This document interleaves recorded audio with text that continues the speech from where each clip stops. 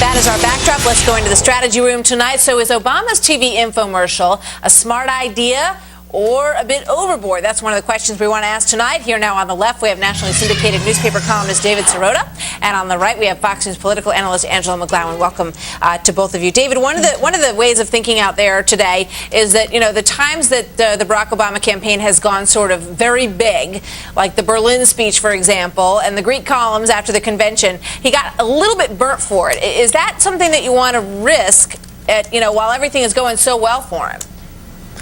I don't think it's a risk because I think it's a controlled environment for Obama. I mean, he gets to control the message for 30 minutes. So I think it's a very good use of his resources. I think it's certainly a better use of his resources than just simply buying more 30-second television ads. I think he'll get quite an audience. And I think the key here is it's a controlled message environment for him. Yeah, that's a good point. Angela, what do you think? I think it should be on the Disney Channel and Nickelodeon and maybe even on the Cartoon Network because it's a fairy tale economic plan. It's like Robin Hood, robbing from the rich and giving to the poor.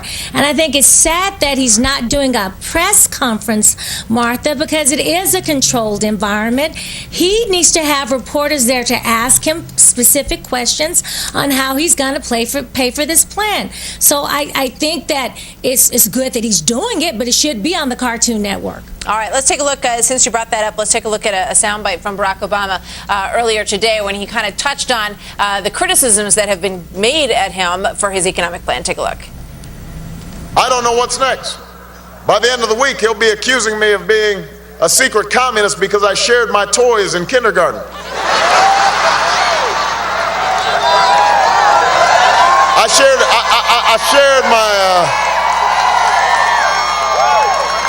I shared my peanut butter and jelly sandwich.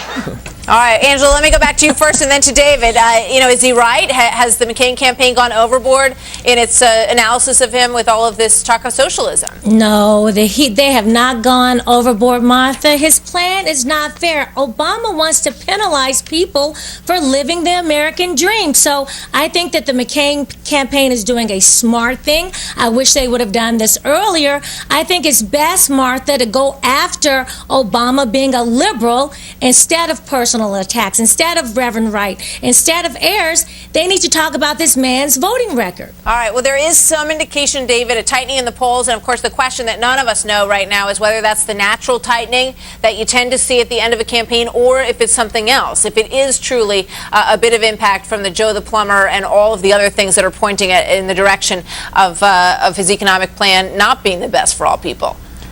I think it's a natural tightening. Look, I think that most people understand that the tax policies and spending policies of the last 8 years have been redistributing wealth up the income ladder. And what they understand is that Barack Obama is proposing to simply slow down that regressive redistribution. I think if John McCain wants to argue that the economy is fair right now and that the tax system is fair and that Warren Buffett paying a lower tax rate than his secretary, as Warren Buffett says, is fair, more power to him. This is going to be a landslide election if that's the way John McCain thinks he's going to win this campaign. All right, let's talk a little bit about Bill Clinton because he's on the campaign trail with Barack Obama today. There's even some hint that he may make some kind of appearance during this half-hour infomercial tonight. We don't know whether or not that's true. Let's play a soundbite, though, from Bill Clinton today. I want to get your thoughts on it.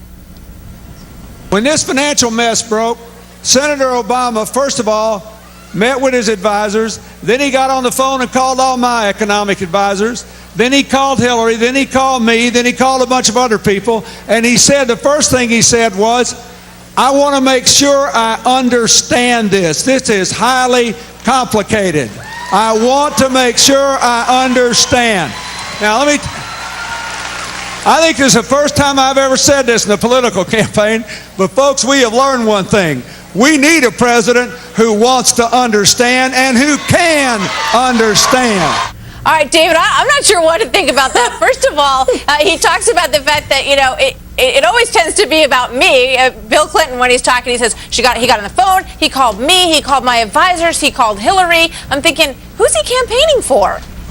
Yeah, I agree with you. I mean, that the Bill Clinton needing to be at the center of everything is really, frankly, annoying. I also think that Obama surrounding himself with people from the Clinton administration, certainly I think they're better than people in the Bush administration, but let's remember, the Clinton administration folks had a hand in deregulating this economy. So I think if Obama wins, if he's president, he needs to sweep out those folks. He needs a whole new set of advisors around him. Well, you know what, David, you bring up a really progressive. interesting point, because that's the one thing that we're not hearing from Democrats is any sort of acknowledgement that there was blame on the Democratic side of this, just as equally as there is on the other side. Angela, well, I would take issue with the fact that it's equally. But what I would say is I think you're right. This has been a bipartisan problem. I think it's been more Republicans than Democrats. But if we want real change, if that's the real message, then we're going to have to sweep out all of those characters and get a whole new crew in there. All right, Martha, Angela. number one, Obama needs to remember that when Bill Clinton was on the trail for his wife, she lost and he won the nomination.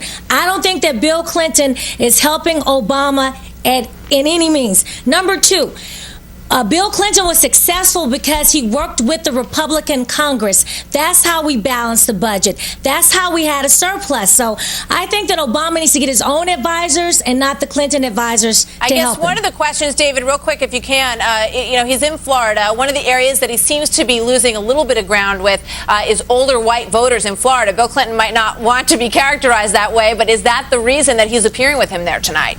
Absolutely. Bill Clinton remains a popular figure, and I think that in terms of a political campaign, Bill Clinton, forget about economic policy, in terms of just a political campaign, Bill Clinton is an important asset for Barack Obama. All right, we'll see if he is or not when he goes down there tonight.